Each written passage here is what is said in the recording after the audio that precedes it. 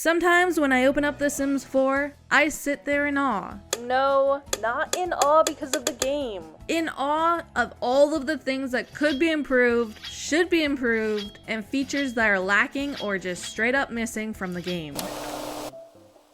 I've done a similar type of video like this in the past. You can click the pop-up at the top corner or the link in the video description to watch those ones. Those videos were made back in like 2021, 2022, and it's about darn time we revisited this topic. So here are 5 things that should be in The Sims 4 in 2024. Let's get to the good.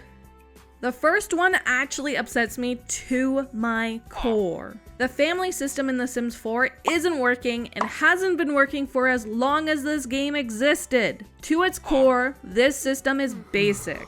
Like basic.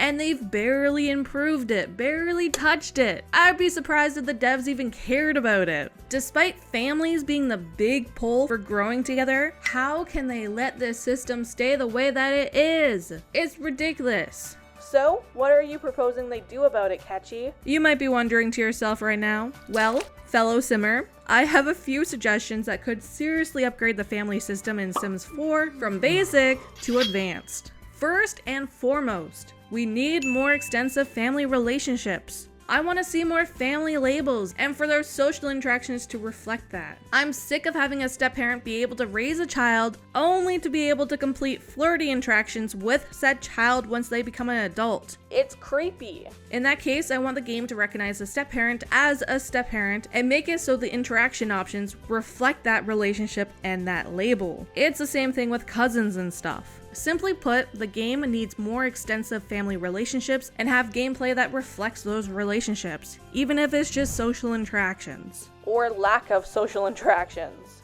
If you have Get Famous, I'm sure you can guess what I'm about to say. In fact, this is something I've complained about before. Family should override fame. There, I said it again, and you know what? I'll say it 1,000,000 times if I have to.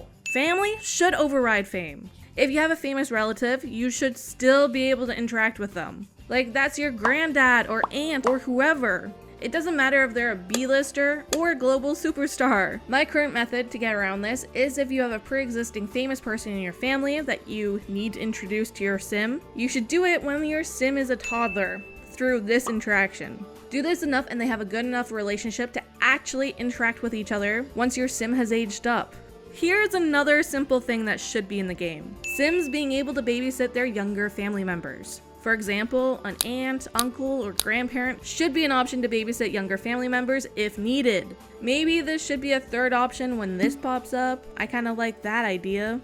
This is something I've been yelling at my monitor until I'm blue in the face. We need a better family tree. I want it so you can expand it, see more Sims, see labels, and all that jazz. I want an Ancestry.ca style family tree up in here. And yeah. There are third-party websites or whatever that could do this, but I would like this in the game. I don't want to have to rebuild my family trees outside of the game. This should have been improved by now, or at least when Growing Together came out, which is something I sadly predicted, and it sadly did not come true. Ever since the Paralives live mode reveal, I can't stop thinking about how well organized everything is in that game. It's beautiful. It's the thing of dreams. Then, I turn on Sims 4 and I see this chaotic mess. At this point of the game, you know, being 10 years of Sims 4, I feel like there should have been major overhauls to how things are organized. Sure, slight ones here and there have been welcomed, but it's nowhere near enough. We really should have better systems to manage the basics, like relationships, food, and skills. For relationships, it'd be nice to be able to sort the Sims with filters, like age, most friendly, least friendly, relationship level, gender, and compatibility. Keep the categories already featured in the game, but darn it, at least add some on top of that.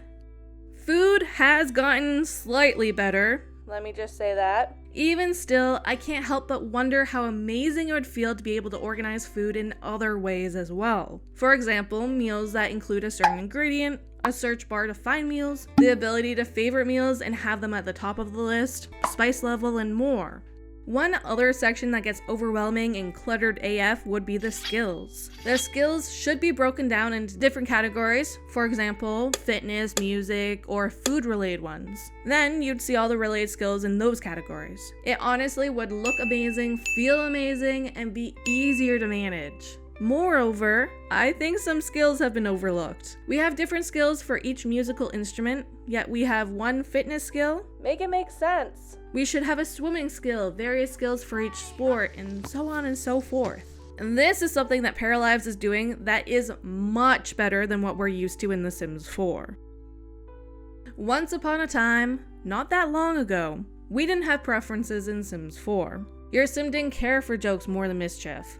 Boy oh boy, that sure was a terrible era, wasn't it? Now that we do have preferences, I can't help myself and think of all the ways they could be better. Can you imagine if Sims could have preferences for different books, TV shows, or movie genres? Seriously though, how did book genres not make the cut despite there being music genres here? One thing they could have and should have done was include food preferences here. It could have been food preferences like they prefer or dislike spicy food, or they're gluten intolerant, lactose, vegetarian, or vegan. It would have made sense. Doing it like this would have freed up a personality trait slot or two, and let's be honest, dietary options should never have been included as a personality trait. We don't have enough trait slots for that to work.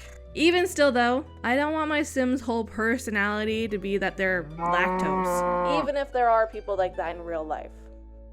Better worlds. Do I really need to expand on this one? I think we all understand. Each time DLC drops with a new world, it's been consistently disappointing. From small neighborhoods to small lots, the lack of community spaces that do anything meaningful, to little to no collectibles throughout the world. It's been a disappointing hot mess of a few years of DLC worlds. Like, cool, the worlds are visually beautiful and appealing. However, that doesn't do much for my gameplay.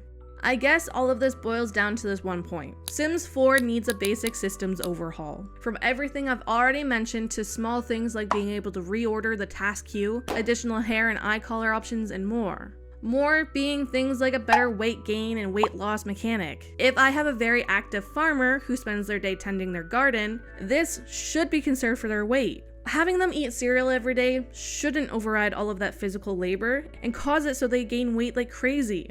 I feel like the developers have simply forgotten to include physical activity, like gardening, in how the weight mechanics work. Furthermore, I'd love to see a calorie system that I can toggle on or off. I want to know how many calories this food has or how many calories my sim is losing when they're doing whatever physical activity. Once again, I know there are ways to find out this info that isn't within the game. I would like to see it in the game. Another basic system that needs an overhaul would be the party creation tool, specifically inviting Sims to your party portion of that system. Right now, you can only invite Sims that your currently active Sim knows, even if you're hosting a birthday party for another Sim. This means you always need to create the event on the Sim that you want to use their relationship panel. This gets complicated further if, let's say, you're hosting a family reunion and you choose to create the event using a particular sim because maybe they know more people. However, they have a negative relationship with somebody that another sim in your household is friends with and would absolutely want at this family reunion. Another example of how frustrating this is would be if your child sim's birthday is coming up and you're going to host their party. Unfortunately, your adult sim doesn't know any of their child's friends. Well, that sucks for your child. Your boss from work gets to come, but sucks to suck. Your child's best friend didn't make the cut. It's a weird system, right? I'm not crazy. This is crazy. One last thing. I desperately wish that we could purchase books or music that other Sims in our save has made. I think that would be amazing and very cool. Now, do you agree or disagree with these things? If there were one thing you would want to be improved or included in Sims 4 in 2024, what would it be? Let me know. Like always, thank you so much for watching this video, especially if you watched it until the end. You're awesome. I can't wait to do this again sometime soon. Until then, bye!